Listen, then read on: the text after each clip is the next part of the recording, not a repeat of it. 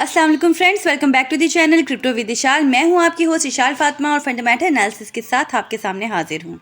आज की जो वीडियो है बहुत ही ज़्यादा इंपॉर्टेंट है, बहुत ही ज़्यादा इन्फॉर्मेटिव होने जा रही है, क्योंकि बहुत ही आसान अल्फाज में एक चार्ट पैटर्न में आपसे डिस्कस करूंगी। प्री हाविंग, पोस्ट हाविंग क्या सिनेरियो बन सकता है, बीटीसी की प्राइस को लेकर क्या हम बुल रन में दाखिल हो चुके हैं या फिर बुल रन स्टार्ट होने जा रहा है, ये सब बहुत ही अच्छे से आपको समझ आ जाएगा। एक बहुत ही इंटरेस्टिंग प्राइस प्रेडिक्शन है बीटीसी के लिए विद प्रूफ, वो भी मैं आपको बताऊंगी। लेकिन सबसे पहले जो बहुत ही इंपॉर्टेंट चीज है आपको बताने वाली, वो ये है कि आज है US CPI data announcement Pakistani timing के हिसाब से 6:30 बजे शाम को। तो मार्केट जो है आपको वॉलेटाइल देखने को मिल सकती है। दोस्तों, ये जो यूएस सीपीआई डाटा होता है ना, ये हमेशा से तमाम फाइनेंशियल मार्केट्स के लिए बहुत ही इंपॉर्टेंट रहता है, क्योंकि इस डाटा की बेस पर ही जब भी एफओएमसी मीटिंग होती है जिसमें यूएस का इंटरेस्ट रेट डिसाइड होता है, तो वो जो एफओएमसी मीटिंग है काफी डिपेंड करती है इस सीपीआई डाटा पर। तो खैर, एफओएमसी मीटिंग फरवरी में नहीं है, वो है मार्च में। इस मंथ और जो नेक्स्ट मंथ का आने वाला सीपीआई डाटा है ना, वो बहुत ही ज्यादा इंपॉर्टेंट हो सकता है। क्यों? क्योंकि लास्ट जो एफओएमसी मीटिंग थी उसमें पावेल ने अपनी स्पीच में कहा था कि जो रेट है ना, इंटरेस्ट रेट, वो घटने के चांसेस नजर नहीं आ रहे।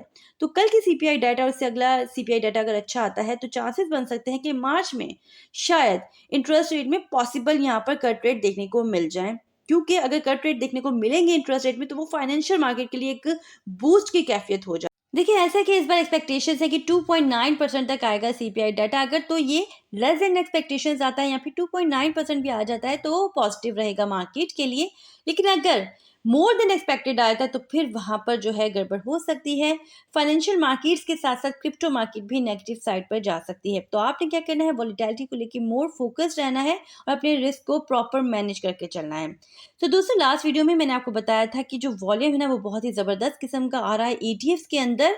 और हमने देखा कि जो हमारे इस वीकेंड की शुरुआत हुई वो बहुत ही ज़्यादा अच्छी हुई। बीटीसी के प्राइस में हमें अच्छा खासा पंप देखने को मिला, और सिर्फ ब्लैक रॉक के शेयर्स का अगर मैं आपको बताऊं तो उसका वॉल्यूम ही बहुत ही ज़्यादा हाई रहा और स्टिल हाई ही है।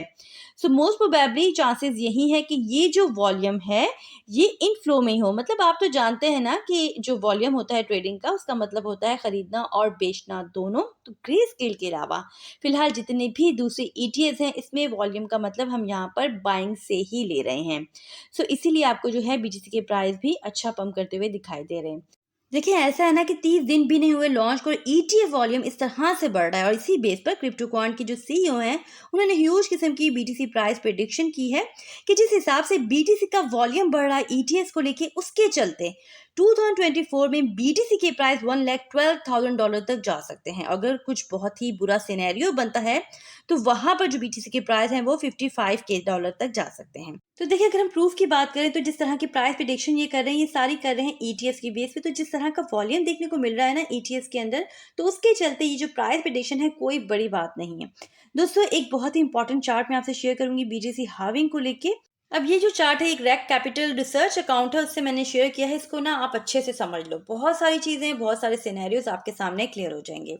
तो इस चार्ट के अकॉर्डिंग बीटीसी हाविंग को लेके 5 फेजेस होते हैं। सबसे पहले फेज को कहते हैं प्री हाविंग पीरियड, उसके बाद सेकंड फेज को कहते हैं pre having rally, third phase को कहते हैं प्री हाविंग रिट्रेसमेंट, उसके बाद आ जाता है फोर्थ फेज जिसे कहते हैं post having resistance, and final phase fifth phase को, जिसका हम सबको बहुत ही बेसब्री से इंतजार है, उसे कहते हैं पोस्ट हाविंग पैराबोला।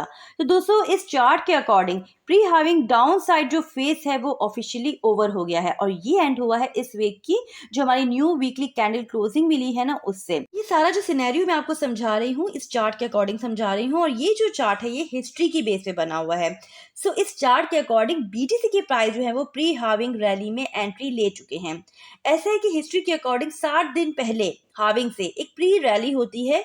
ये जो आपको नजर आ रहा है लाइट ब्लू एरिया, ये तो अभी का जो ब्रेकआउट देखने को मिला है ना बीटीसी का, वो ऐसा लग रहा है कि जैसे अपने शेड्यूल से थोड़ा आगे ही है।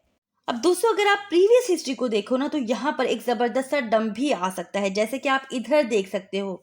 लेकिन इस बार ना मामला दूसरा भी हो सकता है, क्योंकि यहाँ मैं आपको बता दूं कि लास्ट हाविंग के मौके पर कोविड की वजह से एक शार्प डंप देखने को मिला था। थोड़ा सा अगर आप इस चार्ट से हटके इस चार्ट पे आ जाओ तो आपको समझ आ जाएगा।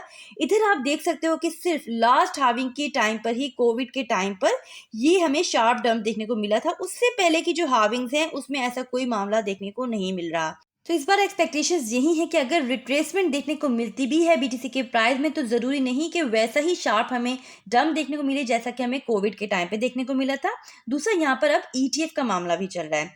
इसके बाद बारी आ जाती है प्री हार्विंग रिट्रेसमेंट की, और ये होती है प्री हार्विंग रैली के एंड पे। देखिए, हिस्ट्री के अकॉर्डिंग जो प्री हार्विंग रिट्रेसमेंट का फेस है ना, वो हार्विंग इवेंट से चंद हफ्तों पहले आता है। ये जो आपको सर्किल नजर आ रहा है, 2016 में प्री हार्विंग रिट्रेसमेंट की वजह से बीटीसी के प्राइस जो है वो 38% तक गिर गए थे, और 2020 में बीटीसी के प्राइस जो है वो हार्विंग से पहले 20% तक गिर गए थे। यानी आप देख रहे हो कि ग्रेजुअली आपको यहाँ पर कमी देखने को मिल रही है। इस बार भी ईटीएस की वजह से ये एक्सपेक्टेशंस है कि हो सकता है कि इस बार मजीद हमें इस मार्जिन में कमी देखने को मिले, यानी कम परसेंटेज के साथ बीटीसी की प्राइस जो है वो हार्विंग से पहले रिट्रेस करें।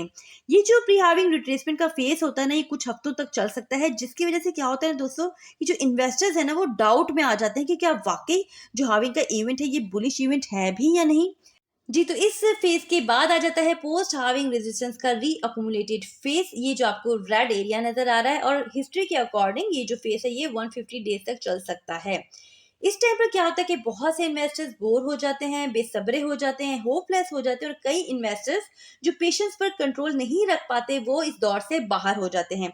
और भाई, इस फेज के एंड पर आ जाता है पैराबोलिक ट्रेंड, वो फेज जहां पर बीटीसी इस रीअक्यूमुलेटेड फेज से निकलता है, रेजिस्टेंस को तोड़ता है और पैराबोलिक अप ट्रेंड में आ जाता है। ये जो आपको ग्रीन एरिया नजर आ रहा है, और उसके बाद बीटीसी जो है अपने ऑल टाइम हाई की तरफ बढ़ता है। अब यहाँ पे ऐसा समझ लें कि हिस्ट्री जो है ना वो खुद को दोहराती आई है बीटीसी हार्विंग के इवेंट को लेके, बट सिनेरियो जो है ना वो डिफरेंट हो सकता है, क्योंकि इस बार बीटीसी स्पॉट ईटीएफ को लेके कई एक जो है वो यहाँ पर एज्यूम कर रहे हैं कि यहाँ पर जो रिट्रेसमेंट है वो शॉर्ट टर्म के लिए भी हो सकती है पहले के मुकाबले में। तो चले, ऐसा है कि देख लेते हैं कि वक्त क्या लेकर आता है। आई होप कि आज की वीडियो आपके लिए खासी इन्फॉर्मेटिव रही होगी। अगर तो ऐसा है तो वीडियो को लाइक करने में भाई कंजूसी मत दिखाइएगा, साथ ही साथ अपना फीडबैक कमेंट्स के थ्रू ज़रूर हम तक पहुंचा दिया करें, इसका हमें बहुत ज़्यादा वेट रहता है। हमारे चैनल पर नए हैं, चैनल को सब्सक्राइब कर लीजिए, बेल आइकन को प्रेस कर लीजिए, ताकि आने वाली कोई भी इंपॉर्टेंट अपडेट आपसे मिस ना हो पाए। अपना बहुत ख्याल रखिएगा। Take care. अल्लाह हाफिज़।